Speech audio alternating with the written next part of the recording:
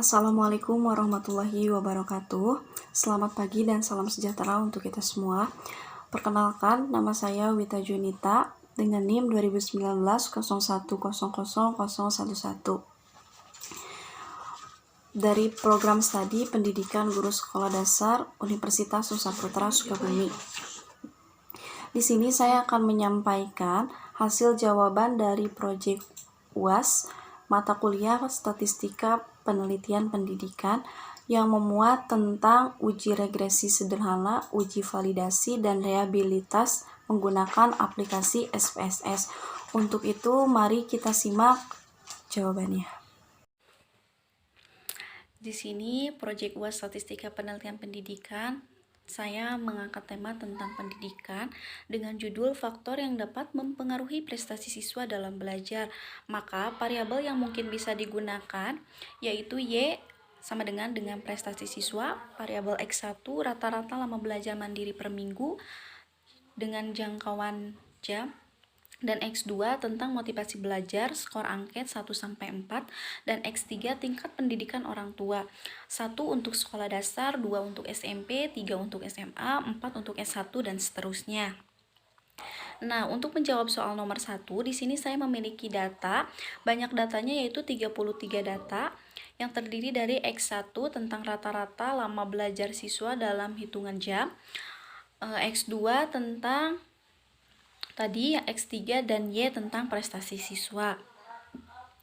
Nah, X1 mencari data, sedangkan untuk nomor 2 data prestasi siswa yang kita ambil dari data nomor 1, tapi kita mengambilnya X1 dan Y yaitu prestasi siswa.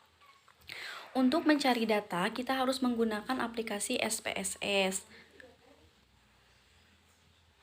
Untuk menjawab soal nomor 2, di sini saya memiliki data prestasi siswa X1 yaitu tentang rata-rata lama belajar siswa dalam satuan jam, dan Y prestasi siswa. Nah, untuk mengetahuinya kita menggunakan aplikasi SPSS. Sekarang kita masuk ke aplikasi SPSS.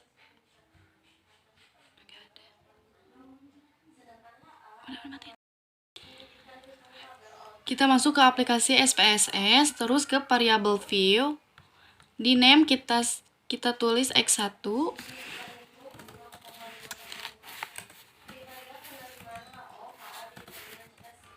Di berikutnya Y. Variabelnya rata-rata lama belajar siswa dalam satuan jam. Y-nya yaitu prestasi siswa.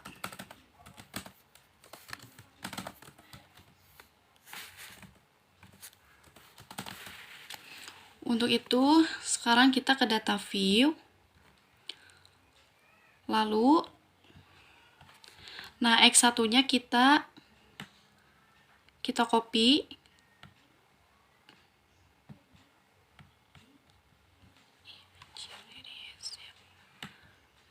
Kita copy X1-nya.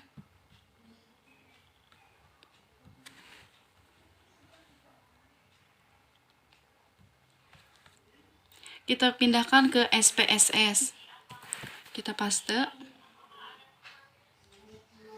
Nah, berikutnya untuk Y, yaitu prestasi siswa. Kita copy paste.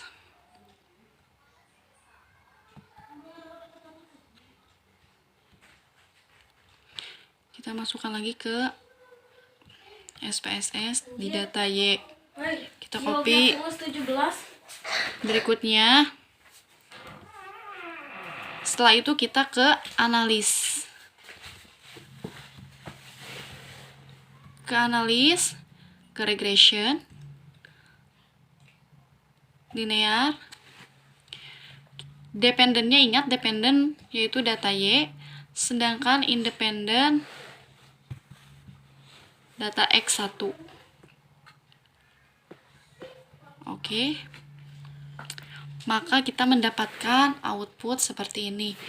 Nah, berhubung di sini tidak ada correlation, langkah berikutnya kita kembali ke data awal, lalu ke analisis, dan ke correlate ke bivariate kita masukkan semuanya, klik OK, maka didapat output correlation. Nah, untuk itu setelah ini kita copy ke Microsoft Word. Persamaan regresi sederhananya ada. Oke, seperti itu. Nah, setelah kita menggunakan aplikasi SPSS, maka implementasi hasil analisis menggunakan uji regresi dan kolerasi dengan menggunakan aplikasi SPSS, yaitu yang pertama persamaan regresi sederhana. Ini kita tadi hasil dari SPSS ya untuk koefisien. Persamaan regresi dari persoalan Y saya mendapat yaitu 6,695 dan juga 81,39. Nah, maka untuk Y-nya adalah prestasi siswa, X-nya adalah rata-rata lama belajar mandiri per minggu.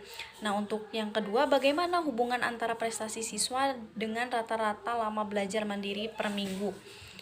Yaitu correlation.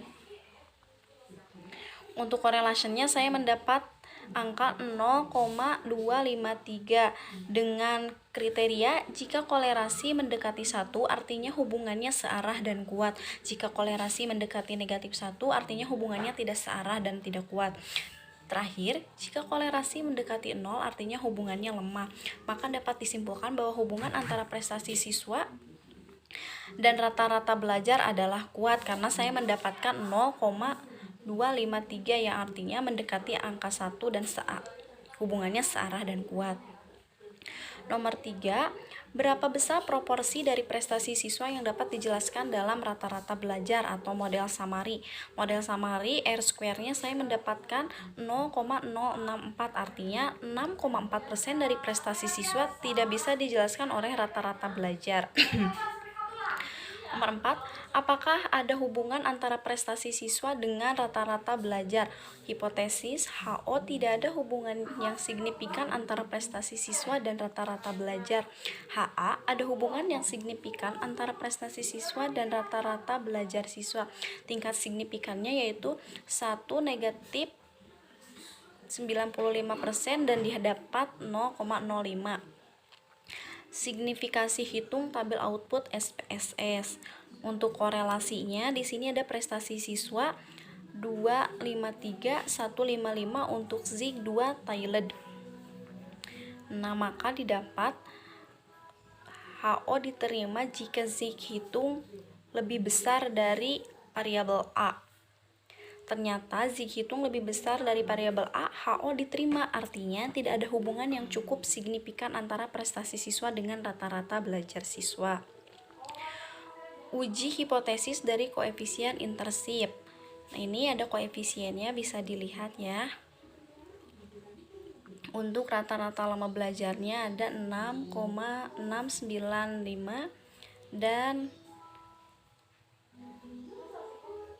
Z-nya adalah lebih besar dari 0,01. Ini bisa dilihat di tabel koefisien, masih sama koefisiennya. Nah, sekarang untuk mencari ANOVA atau Analysis of Variance. ANOVA-nya seperti ini, regressionnya 34,942, sedangkan residualnya 509,300, totalnya 544,242. Sedangkan Z-nya ada 0,0155. Interval koefisien. Untuk nomor 2, jadi koefisien intersipnya ada 81,390, artinya lebih besar dari 3,809. Sedangkan untuk koefisien regresinya tadi didapat 695, lebih besar dari 477. Nah, berikutnya kita menjawab soal nomor 3. Ada item 3 dan item 4, terus total.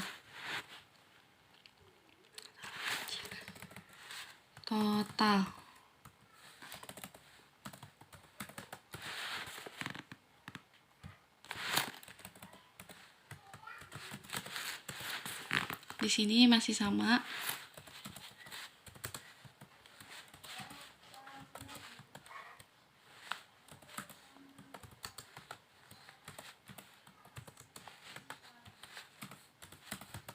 Total. Selanjutnya kita ke analis. Selanjutnya kita ke data view. Lalu kita copy data yang kita punya di Microsoft Word. Nah, item satunya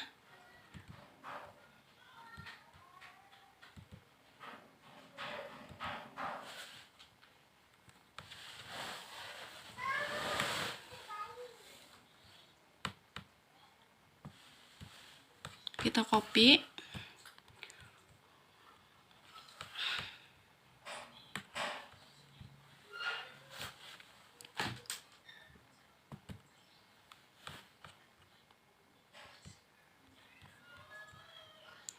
Ke SPSS di item 1.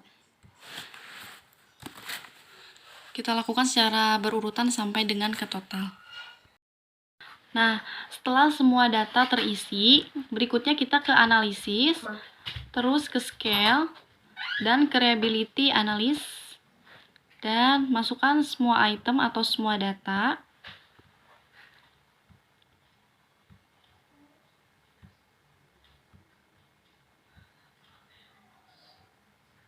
Seperti ini. Berikutnya kita ke statis.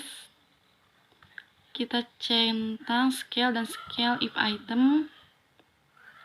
Lalu continue. Dan klik OK.